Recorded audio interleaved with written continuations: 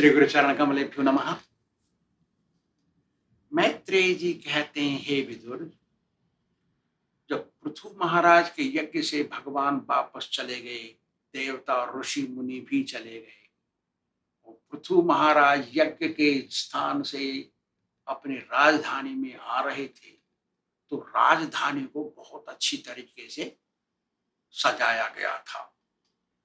सारे रोड, गलियां पुष्प की मालाओं से, झंडों से, तरह तरह के रंग बिरंगे झंडों से और चंदनों की माला से, इत्र की खुशबू से, वेद की ध्वनि से, नगाड़े और शंख की आवाज से गूंज रहा था सारा नगर। ऐसे समय पर पृथु महाराज अपने राज्य की राजधानी में प्रवेश किए। सारे लोगों ने उनको हाथ जोड़ करके स्वागत किया। राजा ने भी सबको आशीर्वाद दिया। बड़ी प्रसन्नता से आशीर्वाद देते हुए अपने राजमहल में प्रवेश कर गए। उन्होंने शास्त्र विधान से सारे राज्य का पालन किया, सबको प्रसन्न किया, ब्राह्मणों को और वैष्णवों को विशेष रूप से प्रसन्न किया। ऐसा करते हुए राजा अपने शरीर त्याग करके वैकुंठ धाम में चले गए। श्री सुत गोस्वामी जी कहते हैं, जब विदुर महाराज ने ऐसा सुना अपने गुरु जी के मुंह से पृथु महाराज के बारे में, तो उन्होंने पूछा, हे गुरुदेव, मुझे कृपा करके पृथु महाराज के बारे में और विश्लेषण करके बताइए। ब्राह्मणों ने उनका अभिषेक करके राजा बनाया, समस्त देवताओं ने उनको उपहार दिया, भेंट किया, भगवान विष्णु ने उनको चक्र भी दिया और भगवान के स्वयं अंशावतार भी हैं पृथु महाराज। उन्होंने पृथ्वी का दोहन भी किया। मुझे उनके बारे में और सुनने की इच्छा है, कृपा करके मुझे बताइए। तो मैत्रेय मुनि कहते हैं, हे विदुर, पृथु महाराज गंगा यमुना के मैदान के बीच में रहते थे। यही मैदान, ये उनका जगह है, राजधानी यही थी। वो ब्राह्मण के वंश में जो पैदा हुए ब्राह्मण, सदाचारी ब्राह्मण, जो चाय बीड़ी तमाकू भी नहीं पीते, ऐसे ब्राह्मणों की सेवा करते और वैष्णवों की सेवा करते। उन दो को छोड़ करके सबके ऊपर वो शासन करते थे। उनका ऑर्डर सबको मानना पड़ता, केवल दो को नहीं मानना पड़ता, सदाचारी ब्राह्मण और शुद्ध वैष्णव। उन्होंने 7 द्वीपों में राज्य किया, पूरे एशिया में, पूरे यूरोप में, उत्तर अमेरिका में, दक्षिण अमेरिका में और ऑस्ट्रेलिया में और साउथ सीज, सिंगापुर, मलेशिया, ऐसे छोटे छोटे, इंडोनेशिया, ऐसी जगह पर राज्य किया उन्होंने, सारी जगह। पहले जमाने में सृष्टि के आरंभ में नमकीन जल समुद्र धरती के बाहर बाहर था। अब तो धरती के बीच में भी आ गया, ऑस्ट्रेलिया, यूरोप, सबके बीच में आ गया। तो पहले जमाने का जो जम्बू द्वीप कहते हैं हमारी धरती को, उसमें समुद्र का जो नमकीन जल है वो बाहर था, अब बीच में आ गया। तो उसके बारे में हम आगे बताएंगे, पंचम स्कंद में आएगा वो, 4था स्कंद चल रहा है। एक बार पृथु महाराज ने सत्र किया, सत्र उसको कहते हैं, ईस्ट गोष्ठी को सत्र किया, माने मीटिंग, भक्तों की मीटिंग। उसमें सारे देवताओं को बुलाया, ऋषि मुनियों को बुलाया, ब्राह्मणों को बुलाया, साधुओं को बुलाया सब, और उनके बीच में वो खड़े हो गए और ऐसे लगे जैसे तारों के बीच में चंद्रमा, पूर्णिमा का चंद्र, चमकता हुआ चंद्रमा, ऐसे प्रतीत हुए। उन्होंने धोती पहन रखी थी, चादर, धोती, कंठी माला, तिलक, मृग चर्म, मूंज की बनी हुई कौंदनी और उषा की बनी हुई अंगूठी पहन रखी थी, क्योंकि उन्होंने संकल्प ले रखा था सत्र का। और खड़े हो गए यज्ञ कुंड के पास में, और उन्होंने सबको भाषण देना शुरू किया। पृथु महाराज बोले, हे आगंतुकों, आप सबका स्वागत है, आपका कल्याण हो। आप सभी मेरी बातें ध्यान से सुने, ध्यान लगा करके सुने।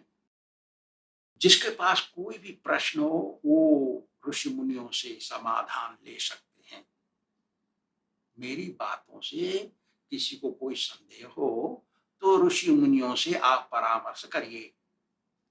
मेरा दायित्व है, मेरी जिम्मेदारी है सबकी रक्षा करना, सबका पालन करना, और सबको अपने अपने सामाजिक स्तर से, ब्राह्मण को, क्षत्रिय को, वैश्य को, शूद्र को, चंडाल को, सबको अपने अपने स्तर के अनुसार से सबको कार्यभार देना, ये मेरा काम है। सबको मर्यादा के अंदर रखना, कोई किसी दूसरे का काम ना करे। इसलिए ये सब करने के लिए आपने मुझे राजा बनाया, और इसके साक्षी भगवान है, वही गवाही है, क्योंकि आपने मुझे इस काम के लिए राजा बनाया, मैं यही करूंगा। फिर कहते हैं वो, यह उद्धरेत करम राजा प्रजा धर्मेश शिक्षयन प्रजानाम समलम भुक्ते भगम च स्वम जहाति स। जो कोई राजा या देश का मुखिया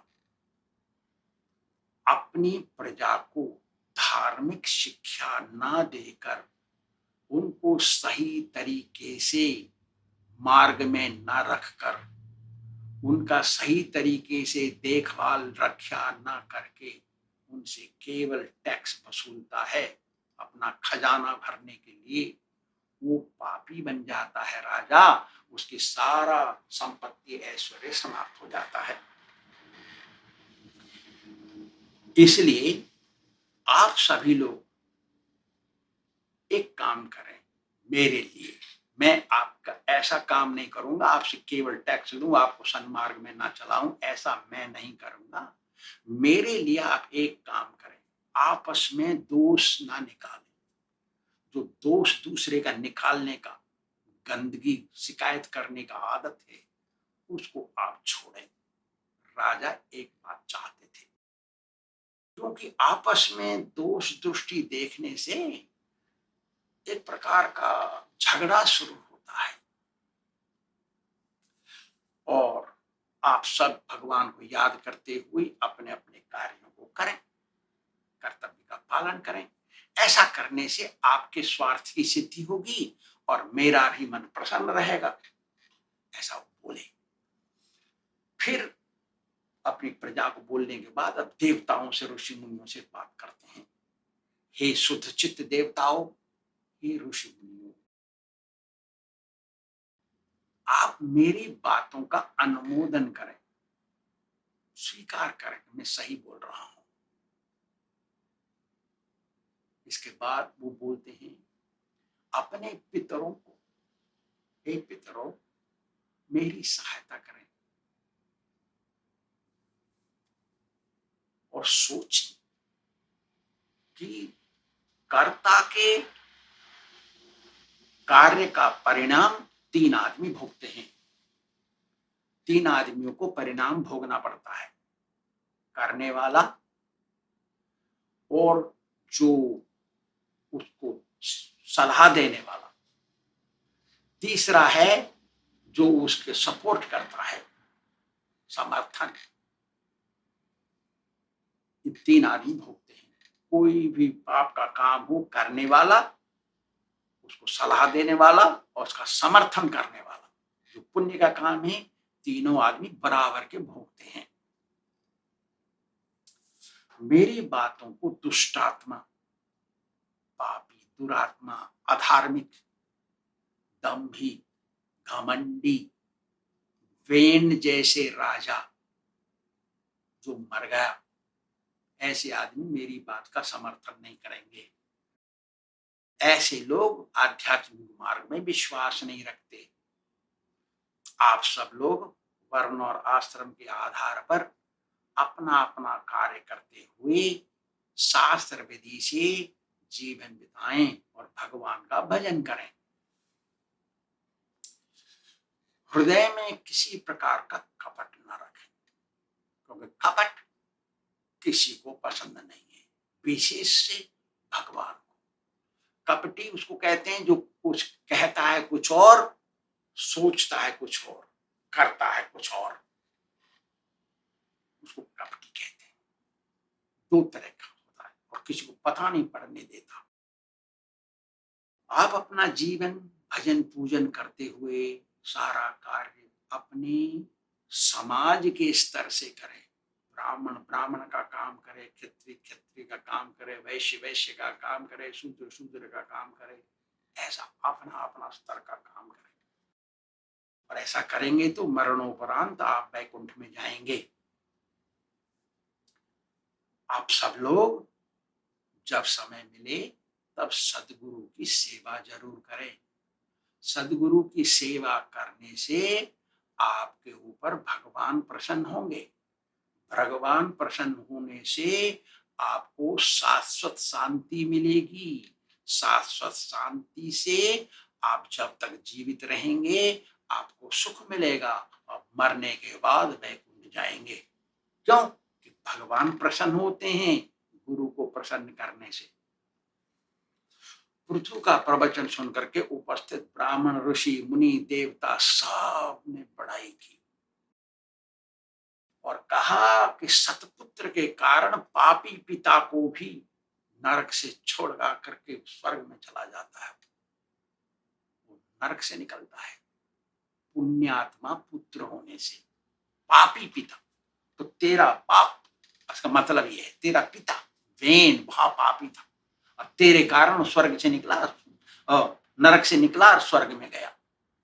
इसका मतलब ये है जैसे हिरण्यकशिपु महापापी था, प्रहलाद महाराज के कारण वो नरक जाना उसका बंद हो गया।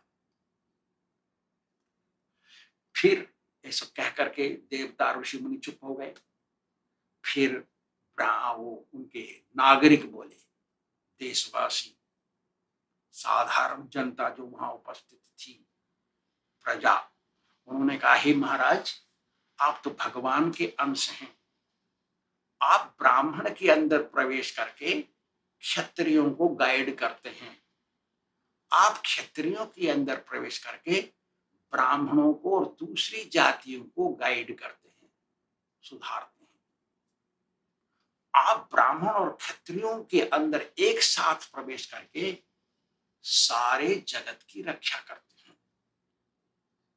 सारा विश्व संसार आपके नियंत्रण में है। ऐसा बोल के सब चुप हुए। सत्र यहाँ समाप्त हुआ।